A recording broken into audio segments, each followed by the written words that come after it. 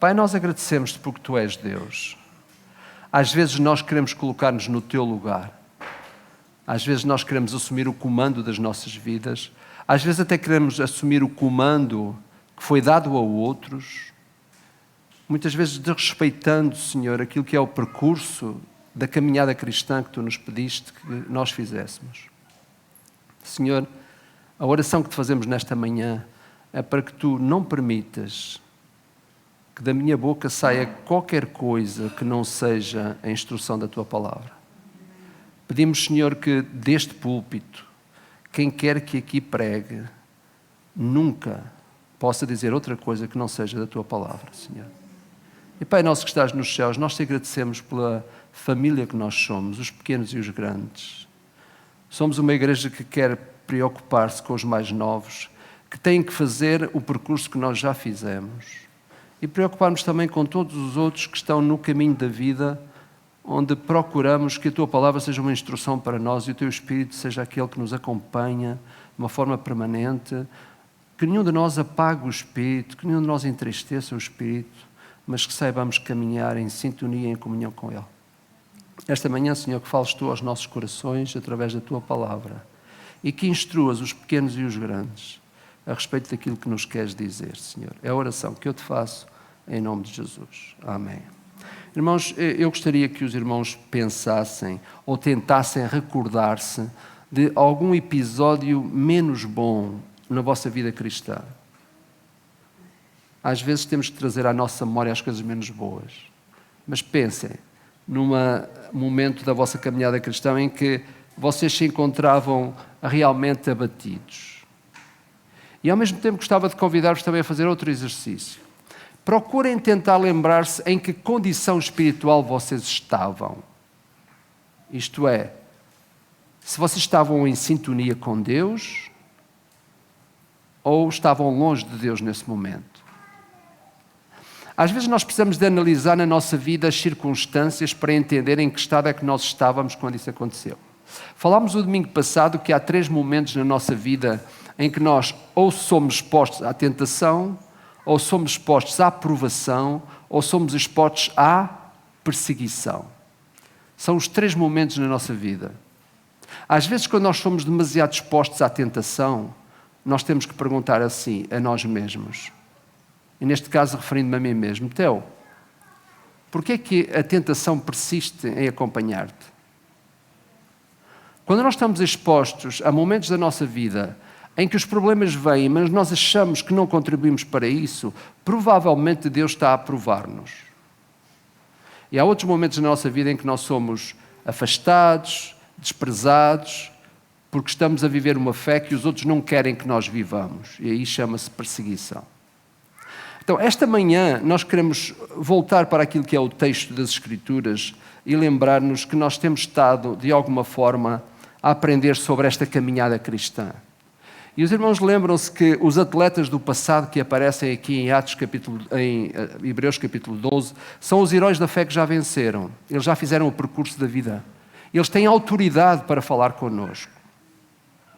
Nós temos que respeitar a autoridade das pessoas quando elas têm a vida cristã para mostrar para cada um de nós acerca de momentos que já foram vividos e que podem explicar para nós esses momentos e como eles foram ultrapassados. Estes heróis da fé do capítulo 12 passaram por todas as provas e eles estão a tentar ajudar-nos a nós vencermos na vida e na caminhada cristã, olhando para aquilo que são os conselhos deles. E a primeira placa que eles levantam não podia ser outra.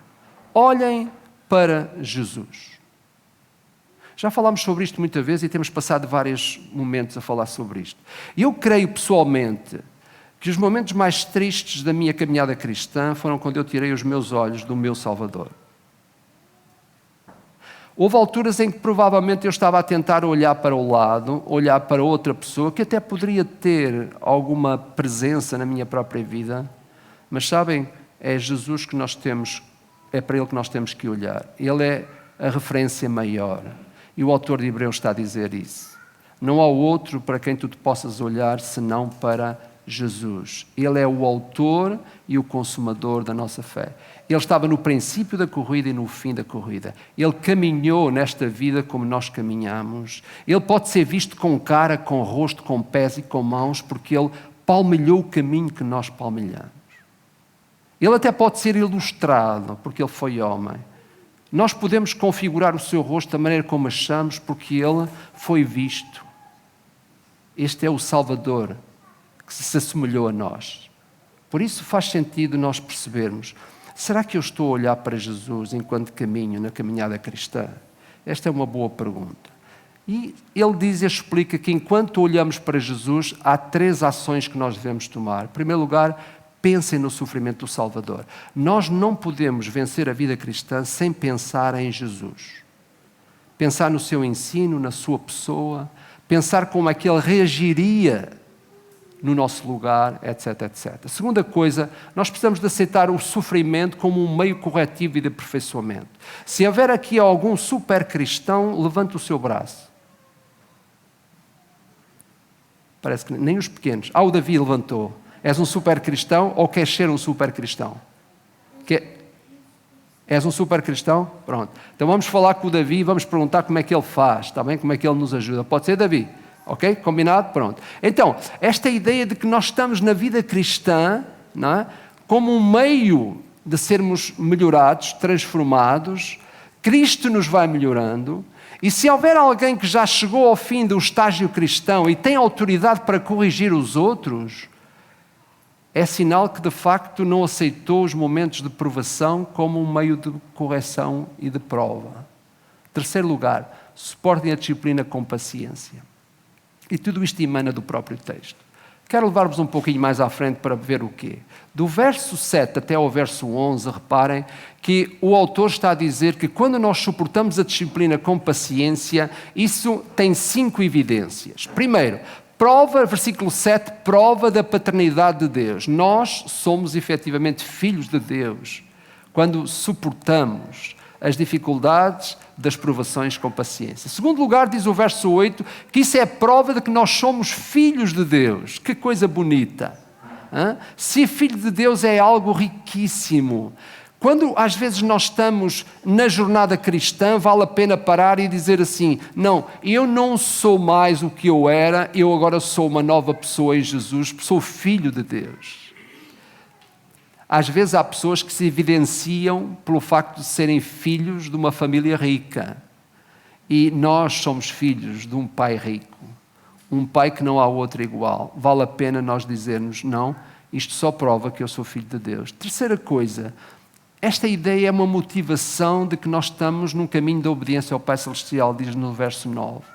E também como forma de participação na santidade de Deus. Nós já falámos aqui esta manhã num cântico que nós cantamos. O Senhor pede que nós sejamos santos como Ele é santo. Por último, diz a palavra de Deus que a disciplina da corrida cristã torna-se um indicador importante também, porque isso é um meio de alcançar a recompensa. Reparem, se a vida cristã nos coloca na pista da vida, não faz sentido nós corrermos sem sermos recompensados. E a palavra de Deus fala de recompensas. Há 5 coroas, que eu não vou citar agora, mas há 5 coroas que a Bíblia nos fala, o Novo Testamento nos fala, acerca da recompensa. Às vezes algumas pessoas fazem uma certa confusão entre oferta e recompensa. Isto é, entre salvação e galardão. Há pessoas que às vezes confundem porque acham que a salvação é uma recompensa. A salvação é uma oferta, é uma dádiva que Deus nos dá. O galardão, sim, esse é uma recompensa. E a Bíblia fala destas 5 coroas. O cristão não se pode comportar de outra forma senão comportar-se como a pessoa do Senhor Jesus. É Ele aquele a quem nós devemos imitar. Então, estas são as 5 evidências de quem está disposto a facto de suportar a disciplina com paciência. Mas quando Pedro escreve aos cristãos que estão perseguidos, ele diz assim, sede santos porque eu sou santo. Ora, se invocais como o Pai, aquele que, sem exceção de pessoas, julga segundo as obras de cada um, portai-vos com temor durante o tempo da vossa peregrinação. Querem uma coisa mais clara do que esta? Pedro Lançou a sua primeira carta a crentes que estavam dispersos, não tinham lar, foram perseguidos e levados para fora da sua própria casa. E os crentes estavam dispersos e Pedro escreve aos crentes da dispersão e diz isto: portai-vos com temor durante o tempo da vossa peregrinação, durante a jornada da caminhada cristã. Nós não temos outra forma de estar senão com temor. Porquê? Porque o Senhor é santo e nós devemos procurar imitar. Foi Ele que transferiu para nós a qualidade da santidade nas nossas próprias vidas. Tudo o que nós recebemos na vida cristã é uma partilha das qualidades de Deus para cada um de nós. É por isso que o Espírito diz que nós devemos, de facto, de ser amor, paz, longanimidade, benignidade, fé, mansidão, temperança, todas essas qualidades. Porquê? Porque é isso que Deus transfere para nós. Nenhum cristão consegue fabricar qualidades cristãs se elas não vierem diretamente de Deus. Nós temos que imitar o Senhor, não apenas inventar. Inventar não é qualidade que a Bíblia nos dê. Nós reproduzimos o que Deus é. E por isso vale a pena pensar, o meu comportamento, a minha atitude, a mesma ação, ela está debaixo do temor de Deus. É assim que Deus quer que eu me comporte? É assim que Jesus faria no meu lugar? Porquê? Porque a nossa missão, de facto, é nos comportarmos debaixo do temor do Senhor durante todo o tempo da nossa peregrinação nesta terra. Às vezes, alguns cristãos quase que certificam os maus momentos da sua vida cristã. Às vezes, há cristãos que tentam justificar os maus caminhos. Há cristãos que tentam explicar que aquela altura na sua vida, eu até não foi assim tão mal. Aliás, a culpa nem foi minha, não é? Havia uma pessoa que estava no meu caminho que me levou a pecar. Havia uma pessoa que me influenciou negativamente. E às vezes nós vemos cristãos a falar assim, quando a nossa verdadeira missão é nós nos portarmos debaixo do temor do Senhor, procurando ser santos como Ele é santo. Vale a pena nós perguntarmos, o que eu estou a fazer na minha vida realmente pode receber o carimbo da santidade de Deus? É uma boa pergunta. A fase que eu estou a viver na minha vida pode ser certificada pelo meu Jesus? A forma como eu me comporto, seja na escola, agora não há escola, não é? Mas seja nas férias, seja no trabalho, seja em qualquer contexto, será que isso recebe de Deus aprovação? Será que eu estou a procurar ser igual a Jesus no que faço, no que digo, no que penso, naquilo que projeto, naquilo que almejo, nas escolhas que faço, etc, etc. Interessante que a certa altura Jesus diz isto: entrai pela porta estreita, porque larga é a porta e espaçoso o caminho que conduz para a perdição, e muitos são os que entram por ela. Porque estreita é a porta e apertado o caminho que conduz para a vida, e são poucos os que acertam por ela. Sabem que é um privilégio para nós estarmos neste caminho? Estarmos no caminho apertado e estreito, é um privilégio. Ele diz, são poucos.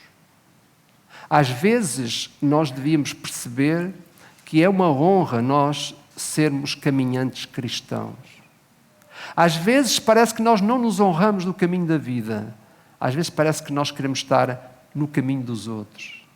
Às vezes dá a ideia que nós até invejamos o caminho em que os outros estão, quando afinal de contas este é o caminho, conforme Jesus diz, que nos conduz para a vida eterna. É interessante que quando olhamos para aquilo ali, não fui eu que me enganei, está bem? Eu sei escrever conservem, está bem? É só porque ali mudou-se para a palavra, é só para dizer isso, não é? Depois vocês vão ficar, olha, o pastor não consegue escrever conservem, não é? Não consigo, está bem?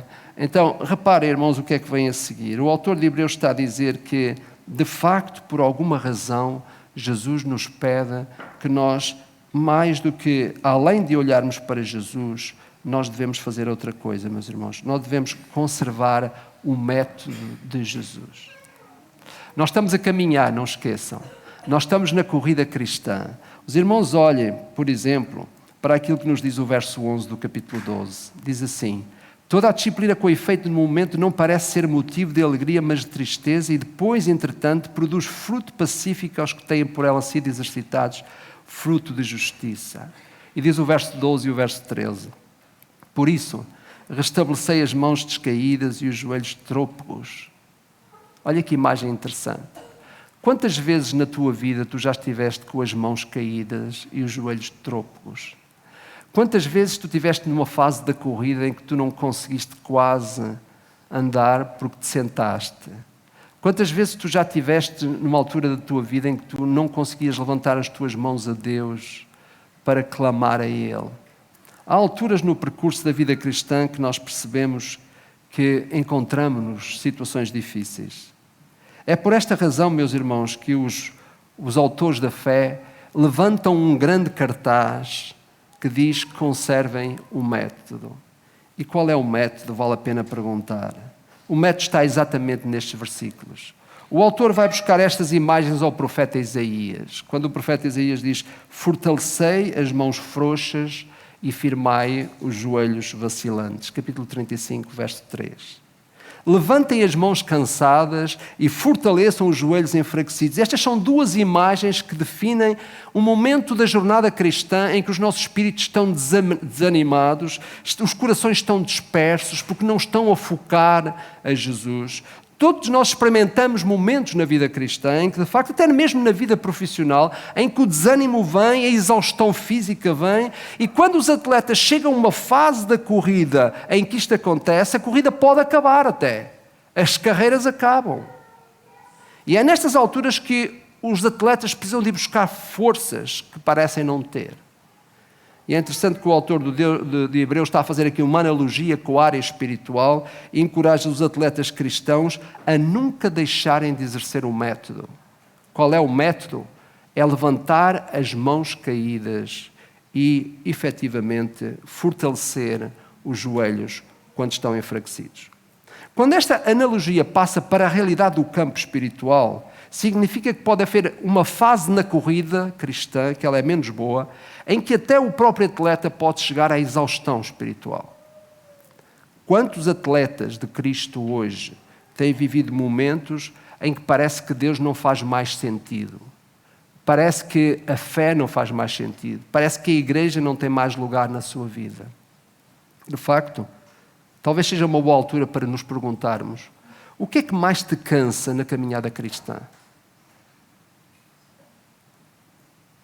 O tipo de cansaço espiritual que pode acontecer na tua vida, que origem tem? Por que é que estás assim? Tem origem em ti? Tem origem nos outros? Tem origem nas circunstâncias? Na tua relação com as coisas? Na relação com os outros? Ou talvez até mesmo já não vás ao ginásio celestial há muito tempo para exercitar a tua própria fé. Hoje em dia, aliás, eu acho que os ginásios para exercitar o corpo estão muito, não é, em voga, e vale a pena perguntar: Teo, tens ido ao ginásio celestial? Tens procurado exercitar a tua própria fé no lugar certo? Junto do treinador, aquele que te instrui, aquele que sabe dizer-te como é que deves viver de facto a tua própria vida. Sabem que as mãos na linguagem bíblica têm duas funções principais. Elas são um símbolo da comunicação com Deus e do serviço aos outros, curiosamente. Lembram-se? Tudo isso está ligado com os grandes mandamentos do Senhor. Amar a Deus em primeiro lugar e ao outro como a nós mesmos. As mãos têm esta finalidade nas Escrituras. Elas procuram, na verdade, levar-nos a entender o lugar de Deus na nossa própria vida e também o serviço a Deus e aos outros. A necessidade de levantar as mãos cansadas pode ser uma fase da corrida em que cortamos a nossa relação com o próprio treinador, em que nós, de alguma forma, deixamos de ouvir Deus e as suas instruções. Talvez uma fase da corrida em que nós achamos que fazer a caminhada tem que ser debaixo da nossa própria orientação e da orientação de Deus. Talvez nós percamos a interação com o próprio Mestre, com o próprio Jesus. Não é? E, por fim, acabamos de ficar perdidos, muitas vezes, em nós próprios. E a palavra de Deus deixa de ter lugar para nós. Uma fase da corrida em que parece que nós não andamos nada, parece que o nosso avanço é nulo. Em certos casos até parece que paramos no exercício da nossa própria fé. Entramos numa fase de abatimento, desilusão, desalentados. E alguns até pensam que é normal. mas não é normal o cristão parar. Não é normal o cristão ficar desanimado. Às vezes alguns pregadores tentam aliviar a peso e a alma do cristão, dizendo, isso é normal, acontece. Mas não, na linguagem bíblica isso não é normal. Isso não deve acontecer. Quando nós pensamos assim, às vezes estamos a justificar-nos a nós próprios. Olhem o que é que o salmista diz no Salmo 23, que é tão querido e tão citado. Ele chegou à conclusão que há um vale da sombra da morte, mas o Senhor está sempre com ele. O Senhor nunca faltou e os seus mandamentos nunca faltam. Um bom exemplo disto nós encontramos no Velho Testamento. Os irmãos lembram-se que quando Israel lutava naquela luta contra os amalequitas e o Josué estava lá embaixo na batalha no vale, Moisés estava cá em cima e diz o texto que quando ele levantava as mãos o povo prevalecia. Quando ele baixava as mãos, a derrota começava a ser notada no campo de batalha de Israel. A certa altura, Arão e Hur perceberam isso e foram colocar-se cada um do lado de Moisés para lhe suster as mãos, para que as mãos não caíssem. Sempre que nós levantamos as mãos a Deus, seja simbolicamente, seja num verdadeiro ato de procura, isso significa que nós estamos a requerer a presença do céu na nossa vida, a presença de Deus em nós. Isso significa que, na verdade, nós queremos mais a intensidade das coisas celestes, das coisas eternas na nossa própria vida. Significa que nós sabemos que não é por nós mesmos que nós conseguimos vencer, nós precisamos da ajuda do alto. Nós precisamos que Deus venha a nós, que o seu reino apareça, que a sua vontade se concretize na vida de cada um de nós. As mãos levantadas é isto. Nenhum cristão pode ter as suas mãos caídas. Aliás, nós sabemos que mesmo quando olhamos, não sei se foram atletas, se alguém aqui já foi atleta, eu perguntei e parece que uma pessoa disse, não é? Tu és atleta agora? Que ótimo, David. Espero que consigas atingir uma boa marca, está bem? Eu fui atleta, meus irmãos, e aprendi a correr.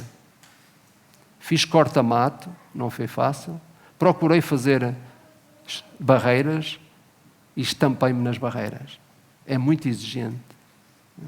E sabem, a posição dos braços é fundamental na corrida. Se vocês virem aqui algum atleta na rua a correr assim, digam, olha, aquele não percebe nada, vou lá parar e vou ensiná-lo. Não se corre com as mãos caídas. As mãos têm que estar numa posição certa para embalar o corpo e até para o próprio processo de circulação do sangue é fundamental nisto. A pergunta é, será que tu estás a andar com as mãos caídas? Será que tu estás a viver somente para ti, somente com a tua capacidade, a tua estratégia, a tua capacidade intelectual, a tua situação na tua empresa, etc, etc. Não precisas mais de Deus. Eu consigo sozinho. Oh Deus, até consigo andar com as mãos para baixo. Você fez-me lembrar uma história que se contava quando éramos novitos, não é? De um miúdo que começou a andar de bicicleta e então dava uma volta, passava pelos pais e dizia assim, pai, já sei andar sem uma mão. Depois dava mais uma volta e dizia, pai, já sei andar sem as duas mãos. E depois na terceira volta ele passou e disse, pai, já sei andar sem dentes.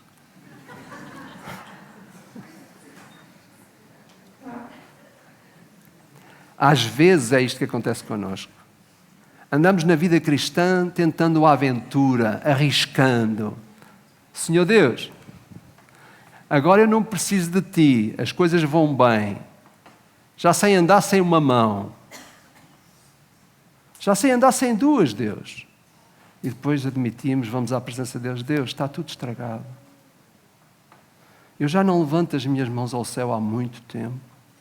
Já não dependo de ti há muito tempo. Mesmo quando procurei resolver um problema, eu não te sondei. Eu não procurei. Nem sequer procurei saber como é que estava o meu coração. Se ele era justo ou não. Enfim, meus irmãos, não é fácil. Conservem o método, diz o texto. Às vezes nós estamos na corrida cristã como atletas, estamos como agricultores, estamos com soldados, mas nós sempre precisamos levantar as nossas mãos ao céu. Nós precisamos de pedir, Senhor, eu dependo de Ti, eu preciso de Ti, eu preciso da Tua orientação. É quando eu levanto as minhas mãos ao céu que eu estou a requerer exatamente aquilo que Jesus disse que nós devíamos fazer. Não é? Buscai o reino de Deus e a sua justiça, e todas as outras coisas serão acrescentadas. Quando Jesus ensina, não é? Pai nosso que estás nos céus, santificado seja o teu nome, venha a nós o teu reino. Levantar as mãos significa pedir a Deus aquilo que Ele tem para dar-nos, a sabedoria, a instrução. Os joelhos enfraquecidos precisam ser fortalecidos, é uma analogia da expressão bíblica levanta-te e vai. Ninguém consegue andar sentado, a não ser que seja numa cadeira de rodas. Mas a analogia bíblica nunca traz a cadeira de rodas para a cena. Nós caminhamos e caminhamos, sem o auxílio de mais nada senão daquilo que é a força do nosso Deus. E é interessante, meus irmãos, que Paulo chega a dizer, quando ele escreve aos crentes lá em Efésios, ele começa a falar da armadura cristã e depois muita gente para ali, calçados os pés, não é? Da proclamação do Evangelho da Paz. E depois não saltamos para o outro versículo a seguir, mas o outro versículo sabem o que é que faz? Coloca uma auréola grande assim à volta da armadura cristã e diz, orando em todo o tempo. A maior parte das vezes nós não ligamos a isso. É este levantar de mãos, é este conservar efetivamente esta forma de estar nas coisas, de queremos avançar de alguma forma, levanta-te e vai. Isso aparece várias vezes nas Escrituras, este termo. O que vem à minha mente é o profeta Jonas. O profeta Jonas, numa fase menos boa da sua corrida, ele decidiu que mudaria de rumo e alteraria o método de Deus.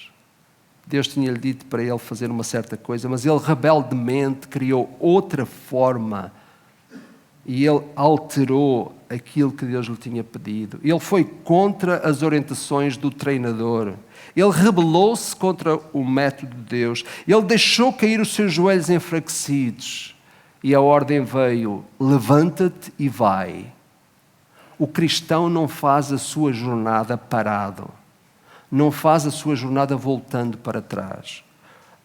Uma das razões porque há fases na vida menos boas é quando a desobediência ao treinador acontece. O que faz o atleta estar desiludido, às vezes desanimado, é que ele efetivamente para. Já viram algum atleta? Os atletas quando param é porque eles estão desanimados, enfraquecidos. E é isso que acontece na vida cristã. Quando nós paramos, é sinal de fraqueza. Muitas vezes como resultado da desobediência, da falta de atenção às ordens do nosso treinador. Às vezes é uma fuga numa direção errada, como aconteceu com Jonas. Deus disse-lhe, vai para Nínive, e ele foi para Tarsis. Às vezes nós andamos baralhados na orientação que nós recebemos, porque é a nossa orientação e não a orientação de Deus. Quando nós estamos abatidos, com vontade até de realmente desanimar e deixar tudo cair, é fundamental que nós compreendemos qual a origem, outra vez, qual é a origem do nosso desânimo. De facto, meus irmãos, é importante que nós percebamos que o método significa levantar as mãos cansadas, significa fortalecer os joelhos enfraquecidos. E isto é uma coisa que nós temos que fazer no lugar certo. Não são os outros que vêm levantar as nossas mãos, somos nós mesmos. Não são os outros que vêm fortalecer os nossos joelhos. Os outros podem vir ser um conosco, mas há ações que o atleta tem que fazer por si próprio. Já imaginou, de repente, um atleta estar na pista, cair? Ele tem a honra de conseguir levantar-se. Quando o atleta não consegue levantar-se, é muito mau. Significa que ele precisa da ajuda dos outros. E é muito humilhante quando um atleta cai na pista e não consegue levantar-se. Já me aconteceu isso. Eu olhei logo para todo lado a ver se alguém me viu. De facto, nós precisamos de admitir que a maior parte das vezes a solução para a nossa dificuldade, para a dificuldade da caminhada cristã, está em nós próprios, na pessoa certa e no lugar certo. Às vezes nós temos a tendência até, de quando não estamos bem na corrida, colocar os outros mal. Às vezes queremos certificar o nosso mau estado na prestação da corrida e chamamos outros para estarem de forma errada connosco. Isto é triste, mas acontece. Alguns cristãos que às vezes, em vez de admitirem que realmente precisam de melhorar a sua caminhada, trazem os outros para a sua má caminhada. E em vez de se ajudarem a si próprios, prejudicam-se a si e prejudicam os outros. Aliás, isto é a imagem que vem do verso 13 e o verso 14, que os irmãos vejam comigo, exatamente. Diz assim: fazei caminhos retos para os pés, para que não se extravie o que é manco, antes seja curado. Tu estás manco e sabe o que acontece muitas vezes? Tu arrastas outros contigo. Quando uma pessoa está manca, tem que admitir que está manca. Mas não é para puxar o outro para baixo, é para pedir que o outro o levante. Outra placa que aparece lá é: escolha o caminho aplanado. Quantos cristãos estão na caminhada cristã e procuram caminhos que não são os melhores? Quantos cristãos muitas vezes espalham-se exatamente porque não contornam os obstáculos? Há uns cristãos que às vezes acham que têm capacidade para vencer montanhas. Aliás, nós cantamos aqui uma música que é muito bonita: Cristo move as montanhas. E ficamos todos deliciosos a cantar. Só que é uma coisa que a Bíblia também nos diz: é que nós temos que aprender a mover as montanhas também. E às vezes não o fazemos. E é muito lindo dizer: oh Jesus, move as montanhas por mim. Mas nós sabemos que muitas vezes nós temos capacidade para demover as montanhas e não as demovemos. Ou então, muitas vezes, devemos contorná-las e não queremos. Cristo move as montanhas, mas Ele move as montanhas que Ele sabe que tu não moves. Ele dá-te o poder quando tu não o tens.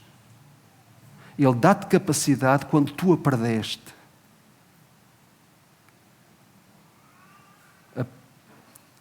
Escolham os caminhos aplanados. Será que tu estás a escolher o melhor percurso que a vida cristã te oferece? Ou estás todo baralhado, manco, trôpego, atrapalhando os teus pés? Tivemos connosco, quando entrei nos Fuzileiros, tivemos um amigo, que era aqui de Famalicão, que quando fomos para a chamada marcha, ele tinha que ser sempre posto de parte, porque ele nunca aprendeu a caminhar direito. Ele sempre fazia o passo ao contrário dos outros. E toda a gente queria ajudá-lo. Mas o rapaz nunca conseguiu. Tanto que, quando chegou o final dos 3 meses, no juramento de bandeira, lá o dirigente do pelotão teve que dizer: olha, tu não podes ir. Porque era uma vergonha ter um pelotão inteiro a marchar direito e um a fazer torto. Mas sabe uma coisa que me entristece? É que às vezes parece que nós temos vontade de mostrar a forma torta como nós caminhamos. Aquele que é manco, diz o texto, não pode evidenciar-se da sua maquez. Assim como ninguém tem gosto de mostrar as suas desvirtudes. Mas é interessante que às vezes nós encontramos isso. Olha, os heróis da fé sabem que é importante nós caminharmos em caminhos aplanados. Eles estão a dizer-nos que somos nós que temos que escolher as veredas direitas para os nossos pés, como diz o salmista. A pista da vida tem barreiras, muitas vezes. Nós temos que aprender a contorná-las. Nós temos que aprender a realmente vencer os obstáculos. Quando nós não conseguimos, está lá o Senhor a quem nós levantamos as mãos. No caso da pista dos obstáculos, nós não podemos passar os obstáculos pelo lado. Mas na pista da vida cristã nós podemos evitar muitos obstáculos. E isso é o que os heróis nos estão a dizer. Muitos dos obstáculos da vida espiritual vêm por causa das decisões que nós fazemos. Muitos cristãos não escolhem os caminhos direitos nem evitam os obstáculos por causa de si próprios. Normalmente somos nós mesmos que não evitamos o risco de tropeçar. A maior parte das vezes é isso que acontece. A maior parte das vezes nós estamos mais interessados, efetivamente, em seguir pelo caminho que nos parece a nós melhor. Mas às vezes o caminho que parece melhor é aquele que, na verdade, onde nós nos estatelamos, onde nós muitas vezes nos espalhamos. Meus irmãos, a palavra de Deus adverte-nos para nós não acompanharmos com pessoas de mau caráter. A palavra de Deus adverte-nos para nós não acompanharmos pessoas conflituosas, rebeldes. A palavra de Deus diz que quem se coloca no caminho do cruel será como ele. Olhem alguns textos. Paulo instrui os coríntios: não vos enganeis. As más conversações corrompem os bons costumes. Tornai-vos à sobriedade como é justo e não pequeis, porque ainda não tendes conhecimento de Deus, e isto para vergonha vossa. Há muitos cristãos que se honram no seu pecado, que se honram nas coisas erradas, na sua maquez, que andam tortos, mas não admitem, que cocheiam, mas não querem cura. E é isto que os autores nos estão a dizer: escolham o caminho aplanado. De facto, é importante aquilo que diz: aquele que anda com os sábios será cada vez mais sábio, mas o companheiro dos tolos acabará mal. Os provérbios, que nós às vezes lemos e nos deliciamos, e até lemos um por dia, para ficarmos ali certinhos com os 31, quando o mês tem 31. Não é só ler, é praticar a palavra. E, meus irmãos, é verdade que cada um de nós é responsável por não perder a conexão com o grande treinador. Não pode haver desculpas. É verdade que eu me torno responsável quando, de forma não exemplar, não estou a procurar os caminhos aplanados que a palavra de Deus nos dá. Quando Paulo escreve aos Romanos, ele fala da importância e dos cuidados que nós devemos ter uns com os outros, para que não corramos no estádio da vida como se estivéssemos a correr sozinhos. Se tu te cruzares com um manco, escolhe o melhor caminho para ti e para ele. Se tu estiveres manco, pede a Deus que te cure. Sabem, uma coisa curiosa, a palavra de Deus diz que Deus, porém, nos disciplina para aproveitamento, para sermos participantes da sua santidade. Curiosamente, há uma frase que eu gosto muito: a carroça, quanto mais vazia, mais barulho faz. Há muitos cristãos que fazem muito barulho ao longo da caminhada cristã.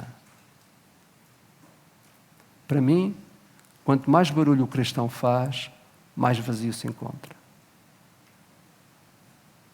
Às vezes estás manco e não queres admitir que estás manco. Precisas de ajuda e não queres admitir. E por isso fazes barulho. E isso é sinal de que nós estamos vazios. Aquele que está cheio não tem oportunidade para entrar mais ar. Às vezes nós precisamos de ar porque estamos vazios. Queremos fôlego. A plenitude tem isto. Íntegro é uma palavra que quer dizer cheio. Às vezes nós estamos mancos, precisamos de ficar íntegros e não percebemos a nossa fragilidade. E depois queremos pôr os outros mancos também, o que é triste na caminhada cristã. Tu estás cá para edificar. Todos estamos para edificar, não para destruir. Estamos cá para levantar o outro, não para o pôr em baixo. A caminhada cristã só pede isso, não pede outra coisa.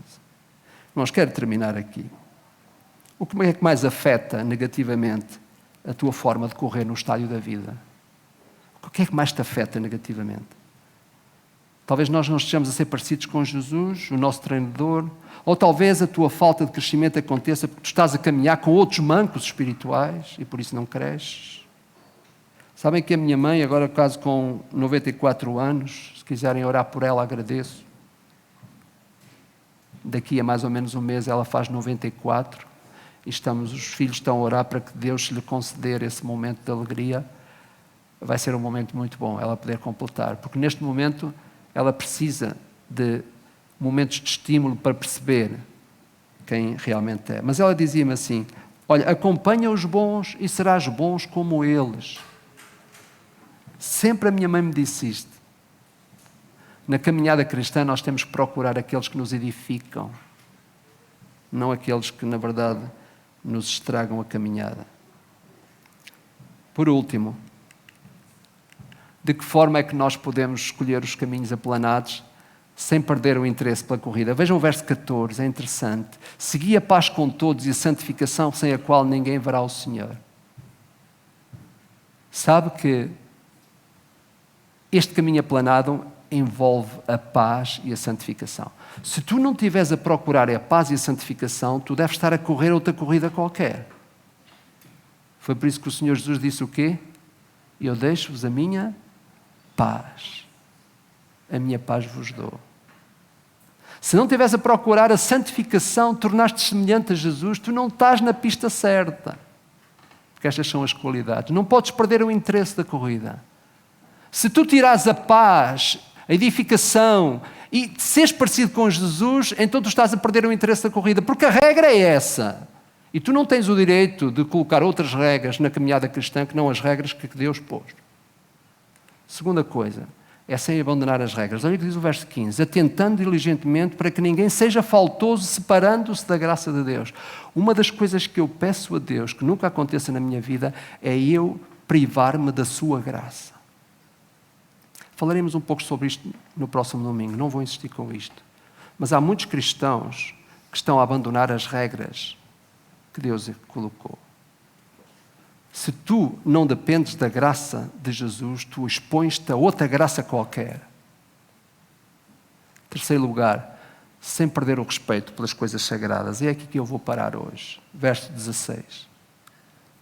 Nem haja algum impuro ou profano, como foi Esaú, o qual por um repasto vendeu o seu direito de primogenitura, pois sabeis que também posteriormente, querendo herdar a bênção, foi rejeitado, pois não achou lugar de arrependimento, embora com lágrimas o tivesse buscado. Meus irmãos, o caminho aplanado não se pode conseguir perdendo o interesse pela corrida, alterando as regras de Deus e nem tão pouco perder o respeito pelas coisas sagradas. Podes ir para onde quiseres, podes frequentar a igreja que quiseres, mas há uma coisa que tu não podes abdicar. É da santidade de Deus na tua vida. Há pessoas que às vezes perdem o respeito pelas coisas sagradas. E as coisas sagradas não é fazer isto ou aquilo. As coisas sagradas concentram-se em Deus e no seu caráter. Não se concentram nos outros. Concentram-se em Deus e no seu caráter. É aquilo que emana dele. Tudo o que eu fizer que vem de Deus e eu não respeito, eu estou efetivamente a perder o respeito pelas coisas sagradas. O sagrado não é aquilo que aparece nas igrejas. O sagrado não é a teologia das igrejas. O sagrado é o próprio Deus. É o que faz Deus ser Deus na tua e na minha vida. E sabem, é triste quando às vezes nós podemos correr o risco de perder o sagrado nas nossas vidas. Perder a santidade de Deus em nós. Sede santos, porque eu sou santo. Se houver alguém que está a viver a vida cristã sem procurar encontrar a santidade de Deus em si, esqueça, está errado. Deve estar a seguir outra coisa qualquer, mas não Deus. Vamos orar. Senhor, obrigado por este tempo. Desafia cada um de nós, Senhor, que o Teu Espírito sonde os nossos corações. Se houver aqui alguém que está num estágio de vida cristã excelente para ensinar os outros, ó Senhor, que essa autoridade venha da Tua palavra, venha da vida cristã que essa pessoa vive e venha, ó Deus, daquilo que é a autoridade que emana diretamente do Senhor. Se houver aqui alguém, Senhor, que está a correr manco e vangloria-se dessa maquez, ó Deus, por favor, mostra-nos o quão fracos nós somos. E a corrida da pista da vida tem que ser feita com o auxílio uns dos outros, edificando-nos uns aos outros, procurando levantar o que está caído, procurando edificar, Senhor, em todo o tempo, seguindo a paz e a santificação, sem a qual nós veremos o Senhor, como diz o texto.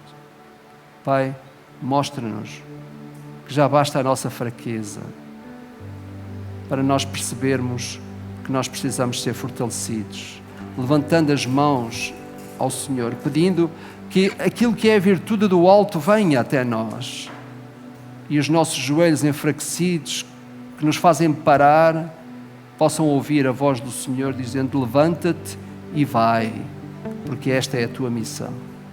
Deus nosso, fala com cada um de nós, nós te pedimos. Que seja o teu Espírito a mostrar-nos quem verdadeiramente somos e que ninguém pense que é mais do que na verdade é, porque nós somos todos um em Cristo Jesus. Abençoa-nos no resto deste dia, em nome de Jesus. Amém.